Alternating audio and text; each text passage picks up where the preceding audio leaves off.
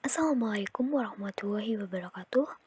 Perkenalkan, kami dari kelompok 5 yang beranggotakan saya sendiri, Sukia Saidah, bersama rekan saya, Muhammad Lutfi, ingin mempresentasikan mengenai pajak penghasilan pasal 22 atau PPh pasal 22.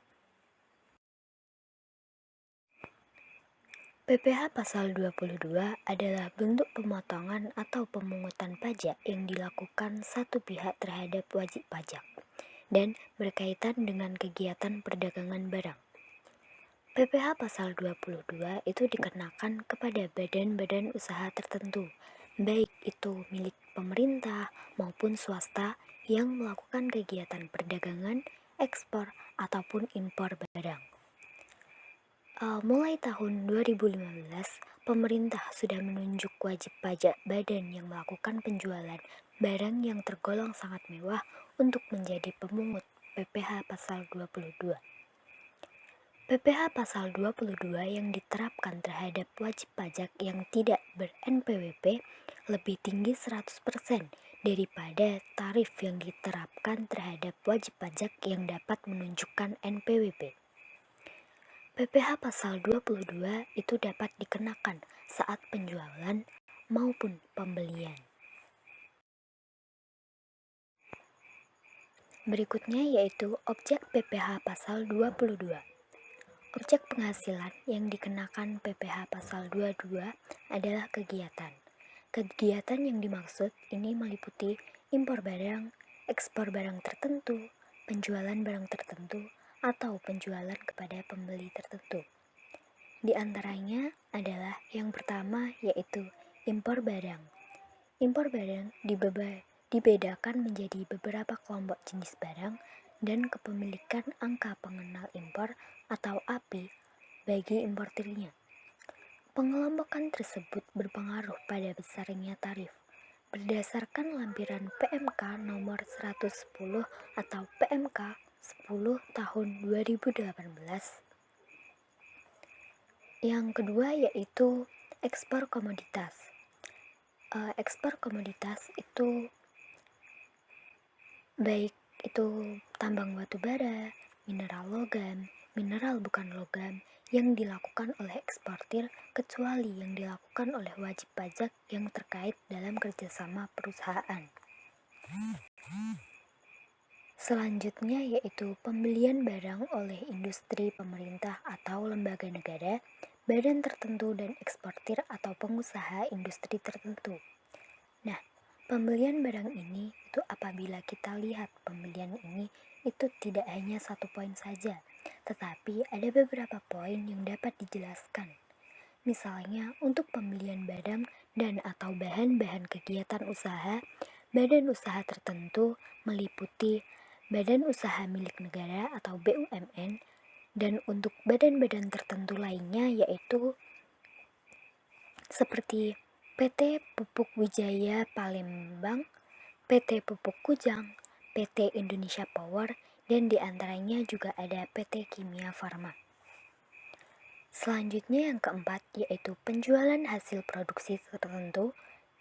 Nah, penjualan hasil produksi itu misalnya hasil penjualan fungsi distributor dalam negeri oleh badan usaha yang bergerak dalam bidang industri semen, industri baja, industri kertas, industri otomotif, dan industri farmasi. Penjualan juga meliputi produsen atau importir bahan bakar minyak, bahan bakar gas, dan juga pelumas. Selanjutnya yang kelima yaitu penjualan barang sangat mewah, di mana dalam penjualan barang sangat mewah ini dilakukan oleh wajib pajak badan yang melakukan penjualan barang yang tergolong sangat mewah. Nah, nanti akan kita bahas apa itu yang dimaksud dengan barang sangat mewah.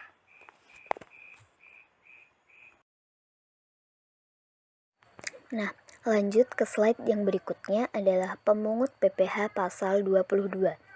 Berdasarkan Peraturan Menteri Keuangan Nomor 34 PMK 10 tahun 2017, di antara beberapa pihak yang dapat menjadi pemungut PPh pasal 22 itu terdapat beberapa poin.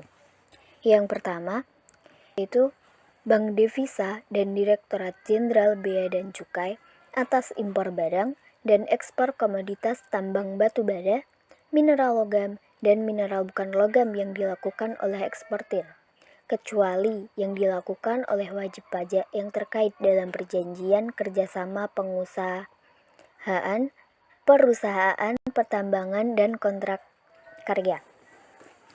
Yang kedua, yaitu bendahara pemerintah dan kuasa pengguna anggaran atau KPA sebagai pemungut pajak pada pemerintah pusat, pemerintah daerah, instansi, atau lembaga pemerintah dan lembaga-lembaga negara lainnya berkenaan dengan pembayaran atas pembelian barang.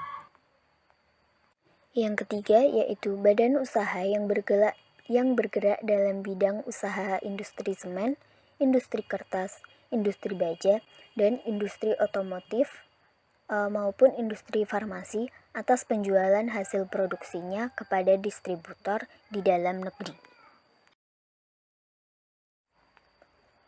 Selanjutnya, yang keempat, yaitu produsen atau importir bahan bakar minyak, bahan bakar gas, dan pelumas atas penjualan bahan bakar minyak, bahan bakar gas, dan juga pelumas. Yang kelima, yaitu badan usaha industri atau eksportir yang melakukan pembelian bahan-bahan berupa hasil kehutanan, hasil perkebunan, hasil pertanian, hasil peternakan, dan hasil perikanan yang belum melalui proses industri manufaktur untuk keperluan industrinya atau ekspornya. Yang keenam, yaitu badan usaha yang melakukan penjualan emas batangan di dalam negeri, yang termasuk dalam atas penjualan barang yang sangat mewah. Berikutnya yaitu kegiatan yang tidak dikenakan oleh PPh pasal 22 atau dikecualikan dari pemungutan PPh pasal 22. Yang pertama yaitu impor barang dan atau penyerahan barang yang berdasarkan ketentuan peraturan perundang-undangan tidak terutang pajak penghasilan. Yang kedua yaitu impor barang yang dibebaskan dari pungutan bea masuk dan atau pajak pertambahan nilai, yang dimana itu ada 20 jenis, diantaranya barang perwakilan negara asing beserta para pejabatnya yang bertugas di Indonesia berdasarkan asas timbal balik. Ada juga barang untuk keperluan penelitian dan pengembangan ilmu pengetahuan. Lalu ada juga barang kiriman hadiah atau hibah untuk keperluan ibadah umum, amal, sosial, kebudayaan, atau untuk kepentingan penanggulangan bencana. Dan juga yang lainnya bisa dibaca atau poin yang lainnya bisa dibaca di PMK nomor 34 PMK 010 tahun 2017. Yang ketiga yaitu impor sementara jika pada waktu impornya nyata-nyata dimaksudkan untuk diekspor kembali. Yang keempat yaitu impor kembali atau reimpor yang meliputi barang-barang yang telah diekspor kemudian diimpor kembali dalam kualitas yang sama atau barang-barang yang telah diekspor untuk keperluan perbaikan, pengerjaan dan pengujian yang telah memenuhi syarat yang ditentukan oleh Direktorat Jenderal Bea dan Cukai. Yang kelima yaitu pembayaran yang dilakukan oleh bendaharawan pemerintah pemungut pajak berkenaan dengan yang pertama yaitu pembayaran yang jumlahnya paling banyak senilai 2 juta dan tidak merupakan yang terpecah-pecah. Selanjutnya yang kedua pembayaran yang dilakukan oleh pemungutan pajak yang jumlahnya paling banyak 10 juta dan bukan merupakan jumlah yang dipecah-pecah. Pemungutan pajak ini meliputi badan usaha tertentu yang terdiri atas badan usaha milik negara dan badan-badan tertentu yang dimiliki oleh badan usaha milik negara. Yang ketiga, pembayaran untuk pembelian bahan bakar minyak, listrik, gas, pelumas, air minum atau PDAM, dan benda-benda pos. Lanjut, ke nomor 6, yaitu pembayaran untuk pembelian gabah dan atau beras oleh perusahaan umum dan urusan logistik atau bulog. Yang ketujuh, penjualan emas batangan oleh badan usaha yang melakukan penjualan emas batangan kepada Bank Indonesia. Yang kedelapan, pembayaran untuk pembelian barang sehubungan dengan penggunaan dana bantuan operasional sekolah atau BOS. Yang kesembilan, yaitu pembelian bahan-bahan untuk keperluan berupa hasil kehutanan, perkebunan, pertanian, peternakan, dan perikanan yang belum melalui proses industri manufaktur untuk keperluan industri atau ekspor oleh badan usaha atau eksportir yang jumlahnya paling banyak 20 juta, tidak termasuk pajak pertambahan nilai, bukan merupakan jumlah yang dipecah-pecah. Nah, selanjutnya yaitu saat terutang PPh pasal 22. Nah, saat terutang atas impor itu saat terutangnya saat pembayaran bea masuk. Sedangkan atas pembelian oleh bendaharawan itu saat pembayaran. Nah, selanjutnya atas penjualan hasil industri barang-barang tertentu itu saat terutangnya pada saat penjualan. Selanjutnya atas penjualan BBM, gas, dan juga pelumas itu saat penerbitan delivery order. Yang terakhir yaitu saat terutangnya atas pembelian dari pedagang pengumpul itu saat pembelian.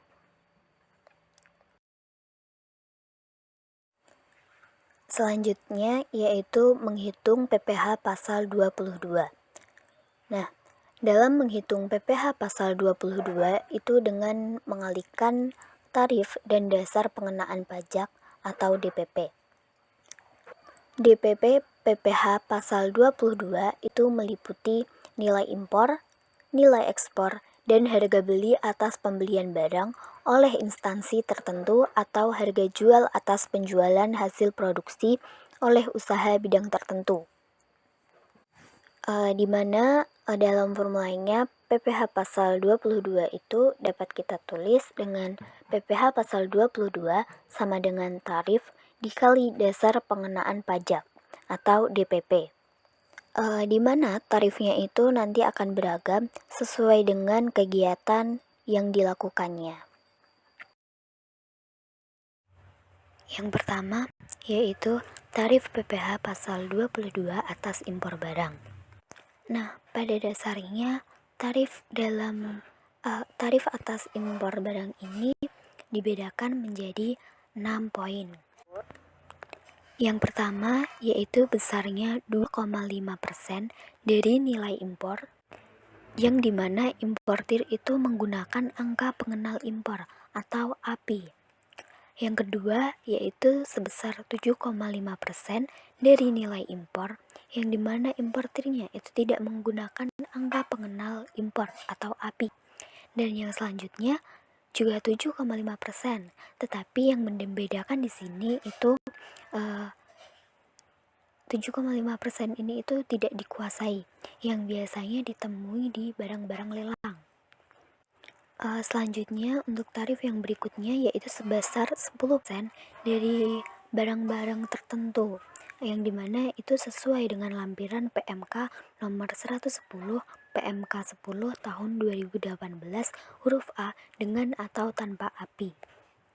Selanjutnya 7,5% dari barang tertentu lainnya juga termasuk dalam lampiran PMK nomor 110 PMK 10 tahun 2018 huruf B dengan atau tanpa API. Nah, yang selanjutnya yaitu 0,5% dari barang berupa kedelai, gandum, dan juga tepung terigu. Ini juga sesuai dengan lampiran PMK nomor 110 PMK 10 tahun 2018 huruf C dengan atau tanpa API. Mungkin untuk barang-barang tertentu yang lainnya bisa dibaca di PMK nomor 110 atau PMK nomor 110 PMK 10 tahun 2018 sendiri ya. Oke. Nah, di mana nilai impor adalah nilai berupa uang yang menjadi dasar perhitungan bea masuk, yaitu cost insurance and freight, ditambah bea masuk dan pemungutan resmi lainnya yang dikenakan berdasarkan peraturan perundang-undangan pabean di bidang impor. Atau bisa kita ambil rumusnya, yaitu nilai impor sama dengan CIF atau cost insurance and freight ditambah bea masuk, ditambah pemungutan lainnya yang dikenakan berdasarkan peraturan per-UUan. Jadi ketika kita ingin menghitung PPh pasal 22 yang dikenakan atas nilai impor, atas impor barang, langkah pertama yang harus kita lakukan adalah mencari nilai impor apabila nilai impornya di situ itu belum diketahui. Nah, di mana cost di sini itu merupakan harga faktur. Nah, mungkin ini sedikit berbeda dengan cost yang kita pelajari pada akuntansi sebelumnya, karena cost di akuntansi perpajakan ini itu merupakan harga faktur. Kemudian, insurance merupakan biaya asuransi atas daerah-daerah pabean. Sedangkan freight merupakan biaya angkut atau pengapalan antar daerah pabean. Nah, jadi sekali lagi, rumus dari nilai impor adalah CIF ditambah bea masuk ditambah pemungutan lainnya yang dikenakan berdasarkan peraturan perundang-undangan.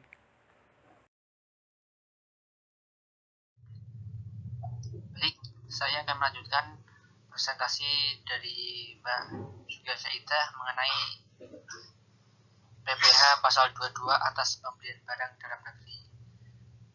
PPh pasal 22 atas pembelian barang dalam negeri itu terdiri dari 6. Yang pertama itu pembelian barang oleh pemungut pajak atau bendahara pemerintah kuasa pengguna anggaran yang disingkat KPA, bendahara pengeluaran, pejabat penerbit surat perintah membayar atas delegasi KPA.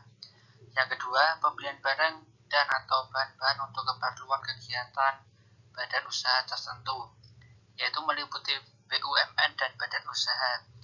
Di sini tentunya yang dimiliki secara langsung atau PT Pupuk Sriwijaya Palembang dan yang lainnya. Yang ketiga, pembelian bahan-bahan hasil kehutanan, pertanian, peternakan, dan perikanan yang belum melalui proses industri manufaktur oleh badan usaha industri. Yang keempat, tarif PPh pasal 22 yaitu sebesar 1,5% dari harga pembelian. Yang kelima, sifat pemungutan tindak final. Dan yang terakhir, saat terutang dipungut sekaligus pada setiap dilakukan pembayaran.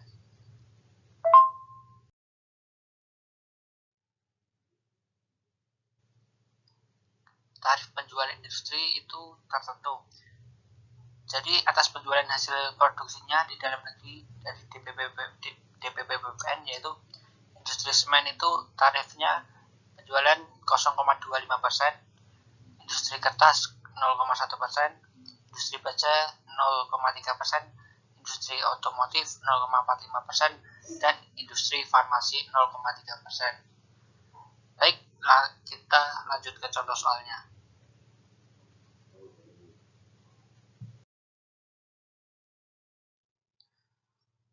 Baik, lanjut dari contoh soal tarif penjualan tersebut, kita ambil dari industri semen dan industri otomotif. Dari industri semen, ini ada contoh soal PT Semen Cor menjual semennya secara tunai kepada distributor PT Semen Jaya senilai 5 triliun pada Oktober 2021. Berapakah PPh pasal 2021 atas transaksi tersebut? Jadi itu rumusnya PPh pasal 22 itu seperti tarif penjualan yang di atas tadi. Industri semen itu tarifnya 0,25%. Jadi 0,25% itu dikalikan penjualannya. Jadi 0,25% dikali penjualannya 5 triliun, jadi totalnya 12.500.000. Lanjut.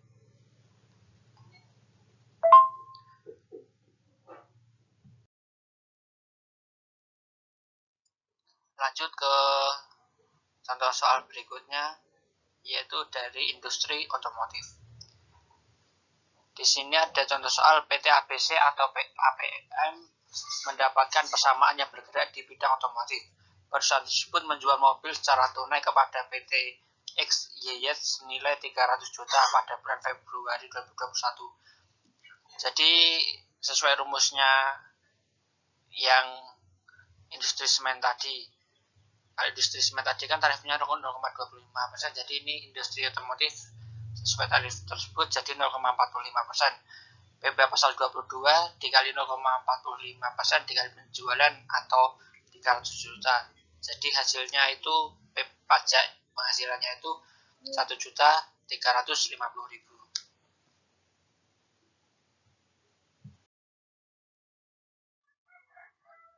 Baik, lanjut ke penjualan bahan bakar minyak, gas, dan biomas.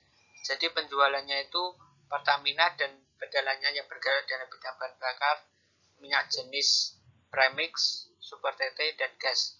Jadi itu penjualan hasil produksinya terbagi menjadi dua, 0,25% untuk SPBU Pertamina dan 0,3% untuk SPBU swastanisasi atas premium, solar, dan premix super TT. Dan yang kedua itu 0,3% untuk minyak tanah, gas LPG, dan biomas.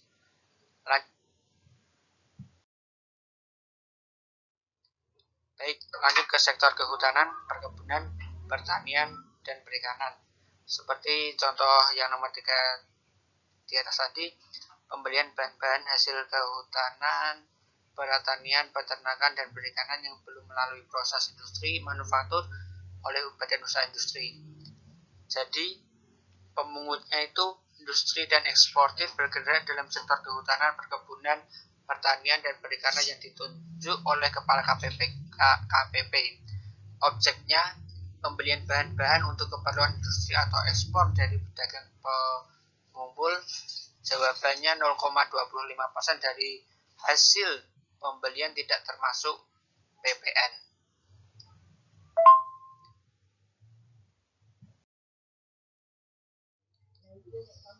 Lanjut ke subbab yang terakhir, yaitu penjualan barang yang tergolong mewah. Penjualan barang yang tergolong mewah itu tarifnya terbagi menjadi dua. Yang pertama itu 1% dari harga jual, tidak termasuk PPN dan PPNBM. Yang kedua 5% dari harga jual, tidak termasuk PPN dan PPNBM juga.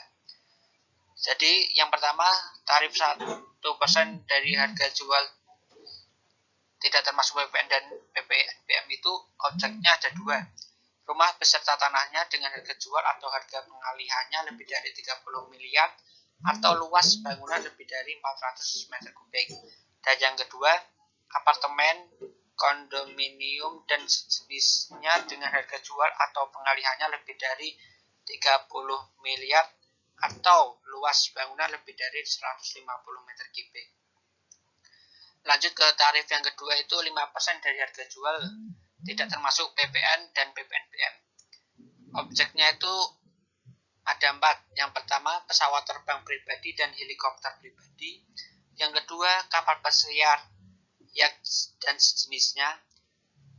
Yang ketiga, kendaraan bermotor roda 4, pengangkutan orang kurang dari 10 orang berupa sedan, jeep, MPV, dan sejenisnya dengan harga jual lebih dari 2 miliar atau kapasitas silinder lebih dari 3000 cc. Dan yang keempat, kendaraan bermotor roda 2 dan 3 dengan harga jual lebih dari 300 juta atau dengan kapasitas silinder lebih dari 250 cc.